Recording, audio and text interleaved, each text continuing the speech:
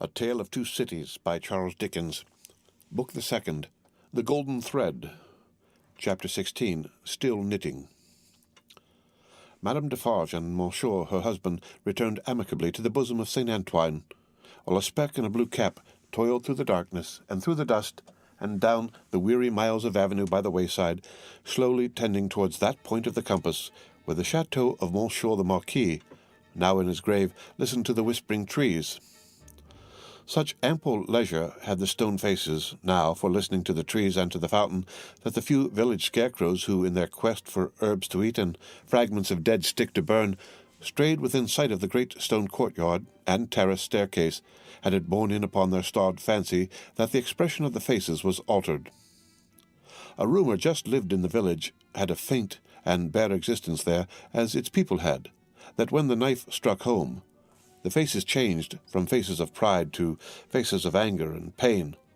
Also, that when that dangling figure was hauled up 40 feet above the fountain, they changed again, and bore a cruel look of being avenged, which they would henceforth bear forever. In the stone face over the great window of the bedchamber where the murder was done, 2 fine dints were pointed out in the sculptured nose, which everybody recognized, and which nobody had seen of old. And on the scarce occasions when 2 or 3 ragged peasants emerged from the crowd to take a hurried peep at Monsieur the Marquis petrified, a skinny finger would not have pointed to it for a moment before they all started away among the moss and leaves, like the more fortunate hares who could find a living there. Chateau and hut, stone face and dangling figure, the red stain on the stone floor, and the pure water in the village well, thousands of acres of land, a whole province of France, all France itself, lay under the night sky, concentrated into a faint hair-breadth line. So does a whole world with all its greatnesses and littlenesses lie in a twinkling star, and as mere human knowledge can split a ray of light and analyze the manner of its composition, so sublimer intelligences may read in the feeble shining of this earth of ours every thought and act, every vice and virtue of every responsible creature on it. The Defarges, husband and wife, came lumbering under the starlight in their public vehicle to that gate of Paris whereunto their journey naturally tended. There was the usual stoppage at the barrier guard-house, and the usual lanterns came glancing forth for the usual examination and inquiry. Monsieur Defarge alighted, knowing 1 or 2 of the soldiery there, and 1 of the police. The latter he was intimate with, and affectionately embraced. When St. Antoine had again enfolded the Defarges in his dusky wings, and they, having finally alighted near the saint's boundaries, were picking their way on foot through the black mud and offal of the streets, Madame Defarge spoke to her husband. "Say then, my friend, what did Jacques of the police tell thee?" "Very little tonight, but all he knows. There is another spy commissioned for our quarter. There may be many more, for all that he can say, but he knows of one." "Eh? Well," said Madame Defarge, raising her eyebrows with a cool business air, "it is necessary to register him. How do they call that man?" "He is English." "So much the better. His name?" "Bassett," said Defarge, making it French by pronunciation. But he had been so careful to get it accurately that he then spelt it with perfect correctness. "Bassett," repeated Madame. "Good. Christian name?" "John." "John Bassett," repeated Madame, after murmuring it once to herself. "Good. His appearance, is it known?" "Age about 40 years. Height about 5 feet 9. Black hair. Complexion dark, generally rather handsome visage. Eyes dark, face thin, long, sallow. Nose aquiline but not straight, having a peculiar inclination towards the left cheek. Expression therefore sinister." "My faith, it is a portrait," said Madame, laughing. "He shall be registered tomorrow." They turned into the wine-shop, which was closed, for it was midnight, and where Madame Defarge immediately took her post at her desk, counted the small moneys that had been taken during her absence, examined the stock, went through the entries in the book, made other entries of her own, checked the serving man in every possible way, and finally dismissed him to bed. Then she turned out the contents of the bowl of money for the second time, and began knotting them up in her handkerchief in a chain of separate knots for safe keeping through the night. All this while Defarge, with his pipe in his mouth, walked up and down, complacently admiring but never interfering, in which condition indeed, as to the business and his domestic affairs, he walked up and down through life. The night was hot, and the shop, close shut and surrounded by so foul a neighbourhood, was ill-smelling. Monsieur Defarge's olfactory sense was by no means delicate, but the stock of wine smelt much stronger than it ever tasted, and so did the stock of rum and brandy and aniseed. He whiffed the compound of scents away as he put down his smoked-out pipe. "You are fatigued," said Madame, raising her glance as she knotted the money. "There are only the usual odours." "I am a little tired," her husband acknowledged. "You are a little depressed, too," said Madame, whose quick eyes had never been so intent on the accounts, but they had had a ray or two for him. "Oh, the men, the men! But my dear," began Defarge. "But my dear," repeated Madame, nodding firmly. "But my dear." "You are faint of heart tonight, my dear." "Well, then," said Defarge, as if a thought were wrung out of his breast, "it is a long time." "It is a long time," repeated his wife. "And when is it not a long time? Vengeance and retribution require a long time. It is the rule." "It does not take a long time to strike a man with lightning," said Defarge. "How long," demanded Madame, composedly, "does it take to make and store the lightning? Tell me." Defarge raised his head thoughtfully, as if there were something in that, too. "It does not take a long time," said Madame, "for an earthquake to swallow a town, eh? Well, tell me how long it takes to prepare the earthquake." "A long time, I suppose," said Defarge. "But when it is ready, it takes place and grinds to pieces everything before it. In the meantime, it is always preparing, though it is not seen or heard. That is your consolation. Keep it." She tied a knot with flashing eyes, as if it throttled a foe. "I tell thee," said Madame, extending her right hand for emphasis, "that although it is a long time on the road, it is on the road, and coming. I tell thee it never retreats and never stops. I tell thee it is always advancing. Look around and consider the lives of all the world that we know. Consider the faces of all the world that we know. Consider the rage and discontent to which the Jacquerie addresses itself with more and more of certainty every hour. Can such things last? Ha! I mock you." "My brave wife," returned Defarge, standing before her with his head a little bent, and his hands clasped at his back, like a docile and attentive pupil before his catechist. "I do not question all this, but it has lasted a long time, and it is possible, you know well, my wife, it is possible that it may not come during our lives." "Eh? Well, how then?" demanded Madame, tying another knot, as if there were another enemy strangled. "Well," said Defarge, with a half-complaining and half-apologetic shrug, "we shall not see the triumph." "We shall have helped it," returned Madame, with her extended hand in strong action. "Nothing that we do is done in vain. I believe with all my soul that we shall see the triumph. But even if not, even if I knew certainly not, show me the neck of an aristocrat and tyrant, and still I would—" Then Madame, with her teeth set, tied a very terrible knot indeed. "Hold!" cried Defarge, reddening a little, as if he felt charged with cowardice. "I too, my dear, will stop at nothing." "Yes, but it is your weakness that you sometimes need to see your victim and your opportunity to sustain you. Sustain yourself without that. When the time comes, let loose a tiger and a devil, but wait for the time with the tiger and the devil chained, not shown, yet always ready." Madame enforced the conclusion of this piece of advice by striking her little counter with her chain of money as if she knocked its brains out, and then gathering the heavy handkerchief under her arm in a serene manner, and observing that it was time to go to bed. Next noontide saw the admirable woman in her usual place in the wine-shop, knitting away assiduously. A rose lay beside her, and if she now and then glanced at the flower, it was with no infraction of her usual preoccupied air. There were a few customers, drinking or not drinking, standing or seated, sprinkled about. The day was very hot, and heaps of flies, who were extending their exquisitive and adventurous perquisitions into all the glutinous little glasses near Madame, fell dead at the bottom. Their decease made no impression on the other flies out promenading, who looked at them in the coolest manner, as if they themselves were elephants, or something as far removed, until they met the same fate. Curious to consider how heedless flies are. Perhaps they thought as much at court that sunny summer day. A figure entering at the door threw a shadow on Madame Defarge, which she felt to be a new one. She laid down her knitting and began to pin her rose in her headdress before she looked at the figure.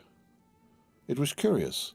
The moment Madame Defarge took up the rose, the customers ceased talking and began gradually to drop out of the wine-shop. "Good day, madam," said the newcomer. "Good day, monsieur." She said it aloud, but added to herself as she resumed her knitting. "Ha! Good day. Age about 40. Height about 5'9", black hair, generally rather handsome visage. Complexion dark. Eyes dark. Thin, long and sallow face. Aquiline nose, but not straight, having a peculiar inclination towards the left cheek, which imparts a sinister expression. Good day, one and all. Have the goodness to give me a little glass of old cognac and a mouthful of cool fresh water, madam." Madame complied with a polite air. "Marvellous cognac, this, madam." It was the first time it had ever been so complimented, and Madame Defarge knew enough of its antecedents to know better. She said, however, that the cognac was flattered, and took up her knitting. The visitor watched her fingers for a few moments, and took the opportunity of observing the place in general. "You knit with great skill, madam." "I am accustomed to it. A pretty pattern, too." "You think so?" said Madame, looking at him with a smile. "Decidedly. May one ask what it is for?" "Pastime," said Madame, still looking at him with a smile while her fingers moved nimbly. "Not for use?" "Well, that depends. I may find a use for it one day. If I do, well," said Madame, drawing a breath and nodding her head with a stern kind of coquetry, "I'll use it." It was remarkable, but the taste of St. Antoine seemed to be decidedly opposed to a rose on the headdress of Madame Defarge. Two men had entered separately, and had been about to order drink when, catching sight of that novelty, they faltered, made a pretence of looking about as if for some friend who was not there, and went away. Nor of those who had been there when this visitor entered was there one left. They had all dropped off. The spy had kept his eyes open, but had been able to detect no sign. They had lounged away in a poverty-stricken, purposeless, accidental manner, quite natural and unimpeachable. "John," thought Madame, checking off her work as her fingers knitted and her eyes looked at the stranger. "Stay long enough, and I shall knit Barsad before you go." "You have a husband, madam?" "I have. Children?" "No children." "Business seems bad?" "Business is very bad. The people are so poor." "Ah, the unfortunate, miserable people. So oppressed, too, as you say." "As you say," Madame retorted, correcting him, and deftly knitting an extra something into his name that boded him no good. "Pardon me, certainly it was I who said so, but you naturally think so, of course." "I think?" returned Madame in a high voice. "I and my husband have enough to do to keep this wine-shop open without thinking. All we think here is how to live. That is the subject we think of, and it gives us, from morning to night, enough to think about without embarrassing our heads concerning others. I think for others? No, no."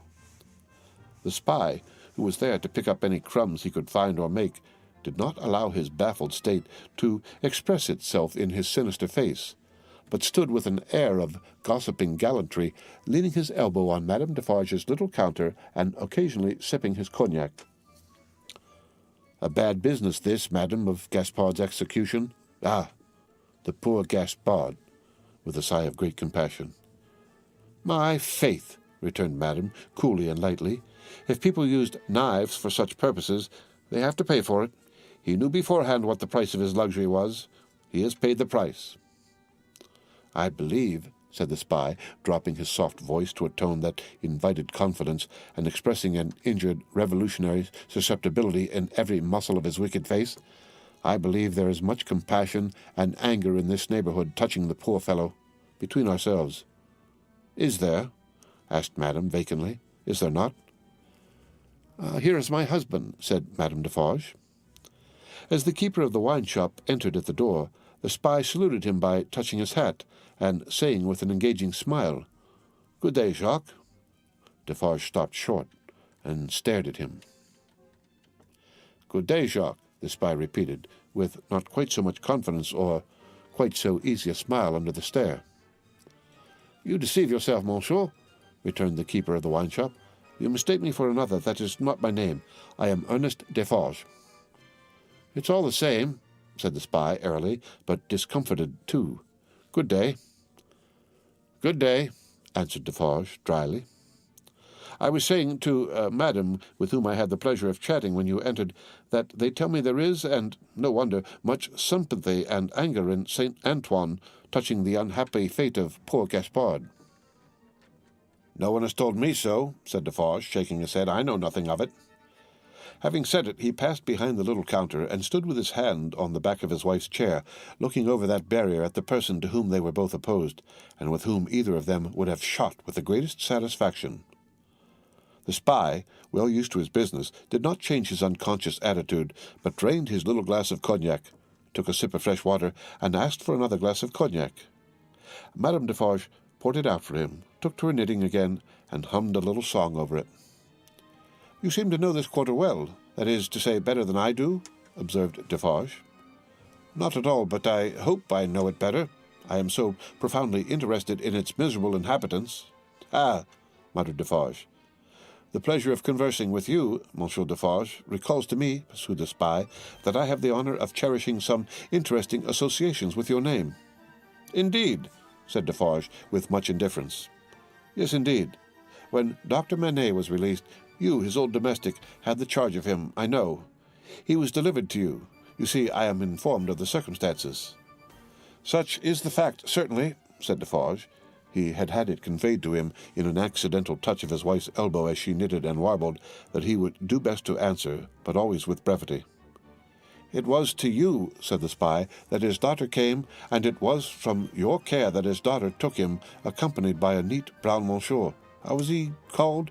In a little wig, Lorry of the Bank of Tellson and Company, over to England?" "Such is the fact," repeated Defarge. "Very interesting remembrances," said the spy. "I have known Dr. Manette and his daughter in England." "Yes," said Defarge. "You don't hear much about them now?" said the spy. "No," said Defarge. "In effect," Madame stuck in, looking up from her work and her little song, "we never heard about them. We received the news of their safe arrival and perhaps another letter or perhaps two, but since then they have gradually taken their road in life, we ours, and we have held no correspondence." "Perfectly so, madam," replied the spy. "She is going to be married." "Going," echoed Madame. "She was pretty enough to have been married long ago. You English are cold, it seems to me." "Oh, you know I am English?" "I perceive your tongue is," returned Madame, "and what the tongue is, I suppose the man is." He did not take the identification as a compliment, but he made the best of it, and turned it off with a laugh. After sipping his cognac to the end, he added, "Yes, Miss Manette is going to be married, but not to an Englishman, to one who, like herself, is French by birth. And speaking of Gaspard, poor Gaspard, it was cruel. Cruel! It is a curious thing that she is going to marry the nephew of Monsieur the Marquis, for whom Gaspard was exalted to that height of so many feet. In other words, the present Marquis. But he lives unknown in England. He is no Marquis there. He is Mr. Charles Darnay. D'Aulnay is the name of his mother's family." Madame Defarge knitted steadily, but the intelligence had a palpable effect upon her husband. Do what he would behind the little counter as to the striking of a light and the lighting of his pipe, he was troubled, and his hand was not trustworthy. The spy would have been no spy if he had failed to see it or to record it in his mind. Having made at least this one hit, whatever it might prove to be worth, and no customers coming in to help him to any other, Mr. Barsad paid for what he had drunk and took his leave, taking occasion to say in a genteel manner before he departed that he looked forward to the pleasure of seeing Monsieur and Madame Defarge again. For some minutes after he had emerged into the outer presence of St. Antoine, the husband and wife remained exactly as he had left them, lest he should come back. "Can it be true?" said Defarge in a low voice, looking down at his wife as he stood smoking with his hand on the back of her chair. "What he has said of Mademoiselle Manette?" "As he has said it," returned Madame, lifting her eyebrows a little. "It is probably false, but it may be true." "If it is," Defarge began and stopped. "If it is," repeated his wife, "and if it does come while we live to see it triumph, I hope for her sake Destiny will keep her husband out of France." "Her husband's destiny," said Madame Defarge with her usual composure, "will take him where he is to go, and will lead him to the end that is to end him. That is all I know." "But it is very strange. Now, at least, is it not very strange," said Defarge, rather pleading with his wife to induce her to admit it, "that after all our sympathy for Monsieur, her father, and herself, her husband's name should be prescribed under your hand at this moment by the side of that infernal dog who has just left us?" "Stranger things than that will happen when it does come," answered Madame. "I have them both here, of a certainty, and they are both here for their merits. That is enough." She rolled up her knitting when she had said those words, and presently took the rose out of the handkerchief that was wound about her head. Either St. Antoine had an instinctive sense that the objectionable decoration was gone, or St. Antoine was on the watch for its disappearance. Howbeit, the saint took courage to lounge in, very shortly afterwards, and the wine-shop recovered its habitual aspect.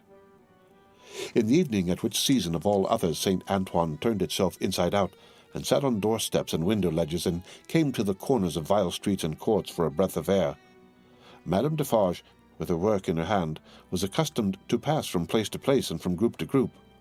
A missionary. There were many like her, such as the world will do well never to breed again. All the women knitted. They knitted worthless things, but the mechanical work was a mechanical substitute for eating and drinking. The hands moved for the jaws and the digestive apparatus. If the bony fingers had been still, the stomachs would have been more famine-pinched. But as the fingers went, the eyes went, and the thoughts, and as Madame Defarge moved on from group to group, all three went quicker and fiercer among every little knot of women that she had spoken with and left behind. Her husband smoked at his door, looking after her with admiration. "A great woman," said he. "A strong woman. A grand woman. A frightfully grand woman." Darkness closed around, and then came the ringing of church bells and the distant beating of the military drums in the palace courtyard as the women sat knitting. Darkness encompassed them. Another darkness was closing in as surely when the church bells, then ringing pleasantly in many an airy steeple over France, should be melted into thundering cannon, when the military drums should be beating to drown a wretched voice, that night all potent as the voice of power and plenty, freedom and life. So much was closing in about the women who sat knitting, that their very selves were closing in around a structure yet unbuilt, where they were to sit, knitting, dropping heads. The end of Book the Second, The Golden Thread, Chapter 16. Read by Rick Kistner.